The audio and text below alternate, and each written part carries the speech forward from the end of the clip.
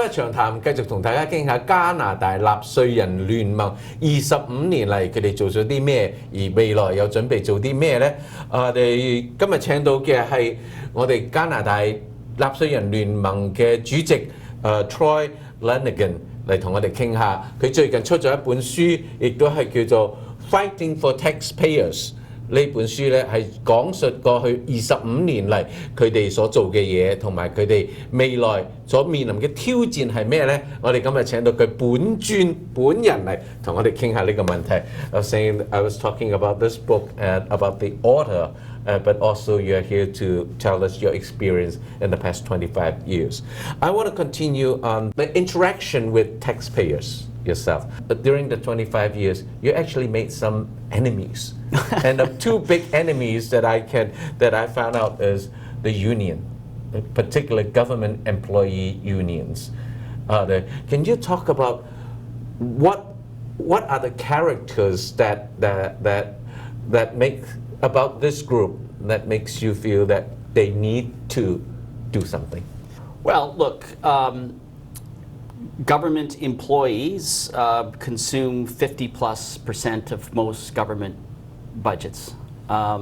So anytime we're talking about controlling spending, we need to talk about the wage and benefits envelope of the employees who work for government. And sometimes when you talk about those things, you're not so popular with the folks that would like to see them increase consistently. But that's part of the watchdog role, is to sort of push back at what the limitations are. You know, and I talk in the book in 2011 here in British Columbia, the teachers were asking for a 22% wage increase. I mean, this is not in this world. I mean, no one's getting 22% wage increases. Should they get increases? Yes. Should we compensate them? Well, yes. And it's not just wages, but it's also the benefits, in particular the pensions. So almost all government employees that have pensions have the most generous type, which is called a defined benefit, which means they're going to get a certain payment in retirement regardless of how much money is there in the kitty that's been saved over the time of their working years. And the shortfalls fall to taxpayers.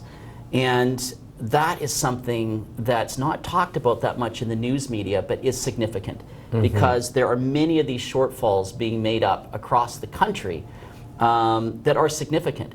Again, going to federal, because that's where the big one is, you're looking at $272 billion in unfunded liabilities for federal employees. You have used a very interesting terms, but because everyone is talking about benefits to the workers, benefits to the laborers, benefits to the employee, using the term liability towards the taxpayers. I think that's a concept that we need to look at. It's almost like the two faces of a coin. Can you continue to elaborate that? Right. Well, unfunded liability is an economics term. It's a promise to pay for something of which there's either not adequate savings or no savings at all.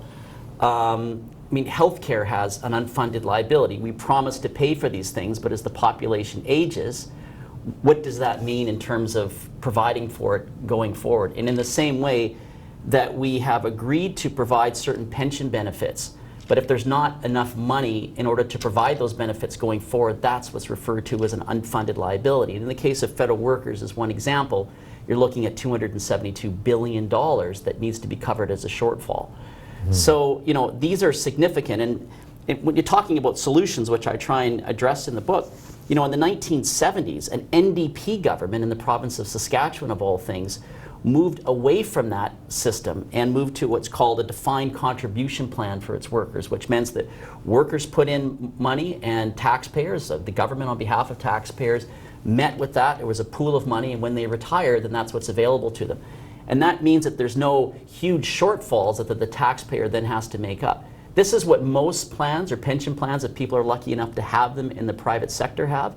And it's what we believe are the kinds of reforms that need to happen long term so that that liability is reduced. Look, most people don't have a pension plan. They have to have their own savings through RRSPs and TFSAs. I certainly don't disagree. We don't disagree with government employees having pension plans, but not these overly generous ones in which we're on the hook for these huge shortfalls all the time. We've made obligations to these people and we have to fulfill them to some extent, but going forward, these are the kinds of reforms, I think, that will free up resources for the priorities that you talked about in the earlier segment in your show. And before we go to another subject, can you also tell us the first lawsuit ever raised by the third party to the health unions? What's that? Oh, that's, yeah, you're referring to a section in the book. We had, what year was it? 2004, I want to say, 2005. Yes. So teachers had gone out illegally as well as the Health Employees Union. And we organized citizens in British Columbia at that time for a class action lawsuit because they were withholding services illegally. We actually got it certified. The union tried to stop it from getting certified. We were able to get it certified, but time and money and the resources that we were up against eventually wore down the suits. But what was unique about them, it was the first time that a class action had been certified against a government employee union in Canada. So, you know, again, it's fighting back, it's pushing back. They have a monopoly, right, on a lot of these services, right? That, you know, they understand that you can't go to another hospital unless you can leave the country, or your kids necessarily can't go to another school unless you can afford to go to private school. So they can push for a premium on the things that they're demanding. And that's part of the problem too. It's not just unionization, it's that we lack competition in government services the way we have it in the private sector, for example. If you don't like your car dealer, you go to a different one. If you don't like your grocery store, you go to a different one. And that's the kind of choice that lacks in the public sector and why government can get so expensive. Another enemy that you have made is environmentalist. You said there is a professional protest culture has arisen in Canada to oppose everything and anything that might provide Canada a job and income and generate government tax revenues. Right. So, from saving money point of view, how do you balance the need of new environmental climate changes that we need to address? You have reviews, you have regulations, you obviously want to protect the environment, but you know, has the pendulum swung too far in many cases? And it's not just the pendulum swinging too far. It seems that every time someone wants to stick a shovel into the ground, there's instantly a protest. And you know, I use a few examples in the book. It's not just pipelines per se, but it's trying to extend the airport on Toronto Island in downtown Toronto, or build a casino, or put up a building, or you know, any kind of natural resource development is met with stiff opposition every step of the way. And people have to understand that this generates government revenues, tremendous amount of government revenues. You know, natural resources in British Columbia, I believe it's $3 billion of our budget. I mean, think of all the schools and the hospital services and other things that these things provide. There's a real connection between economic development and what it generates in terms of jobs and activities and revenues for government and the provision of these services. And I think people can oppose these projects, but they need to understand what the implications economically for opposing these projects are. You need to generate economic activity in order to provide for the very services that people often want. So when they protest, you have mentioned that there are existing laws and regulations that are already governing all these economic activities. Can you point something that can help us understand that what the existing framework has already been there? Oh, well, in fact, there's multiple frameworks in many cases. There's local regulations, there's provincial regulations that go through all these various projects, and national regulations. I mean, I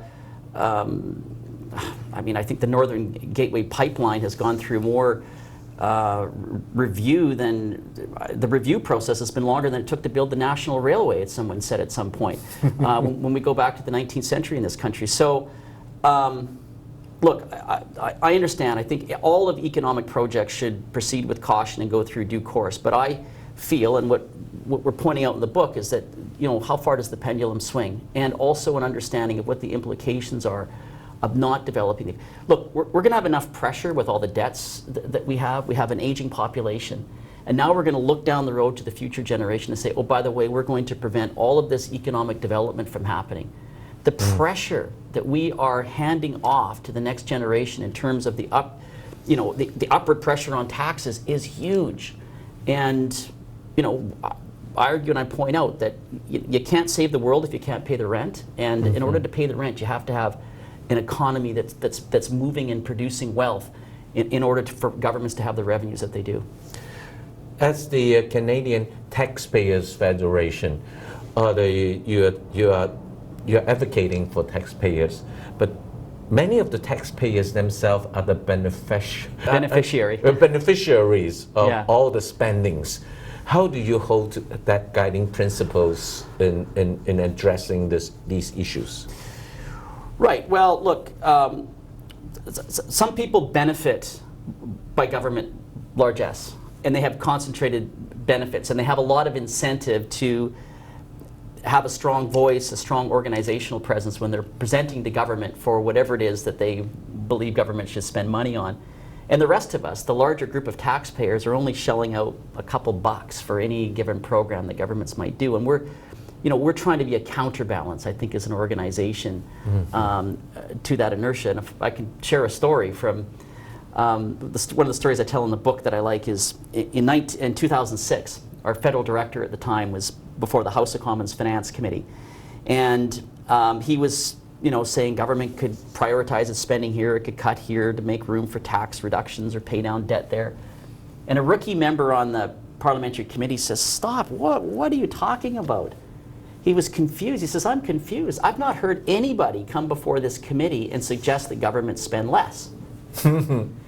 And he went on to say that his staff had been tracking the requests brought before the Commons Finance Committee that year, and there had been over $600 billion in requests for new government spending. The entire budget of the federal government that year was only $220 billion. Right? So this is what you're up against, right? A whole bunch of well-funded, well-organized interest groups, and 8,496, I believe is the number, registered lobbyists in Ottawa. The lobbyist's job is to lobby the government to spend money for them. Well, in a lot of cases. For projects. Right. They want, they want some benefit for themselves in most cases. And somebody's got to get in front of that truck. And this is what we've tried to do over our 25 years and hopefully the next 25 years, is get in front of that truck and say, stop, whoa, who is paying for all of this? What is the more broad or general interest? And that's trying to take into account the taxpayers as a whole. And we are definitely outgunned and outnumbered. And that's why that story in front of the Commons Finance Committee that I talked about in 2006 is so important, is that for every one group that gets up there and says, whoa, this is too expensive, there's 200, 300 others that are saying, spend on this, spend on that, spend on this. And you get nickeled and dimed. And that's why there's always this huge inertia for government to get bigger, because the pressure is. In fact, the first night we released the book, a book event we just held in Victoria, somebody from government came up to me and said, you could not possibly emphasize enough your point about this, because I've worked in government my whole life, and we're always under pressure, always under pressure. Before we end our show, can you give 30 seconds to tell our audience how they can help, how they can, because your organization is running for 25 years and you're doing your job well, but how can our audience be engaged with this? If they agreed with what you're doing, how do they engage themselves with Well, you? the simplest way is taxpayer.com. We have a great URL, it's an easy website to remember, and just get on our list. It doesn't cost anything to belong to the Taxpayers Federation. You can come on and just give your email address and your postal code is all we ask, so that we know what part of the country you're from. Get on our mailing list, and for example, in British Columbia, we're sending out regular updates on the No TransLink tax campaign, and we're always engaging people to help us. We had a lot of volunteers helping with this most recent campaign. Get on that list and support the activities as they come up in the various parts of the country. But in particular here, I know we've been active of late. Thank you very much, Mr. Lanigan. Well, thank you. There might be not the final solutions, but you actually really help us to look at a lot of things from a different perspective. We are the taxpayers. Thank you. Thank you. 我哋今日周一長談到呢處為止，政府嘅責任係咪淨係點樣使錢使得聰明呢？定係點樣慳錢慳得實際呢？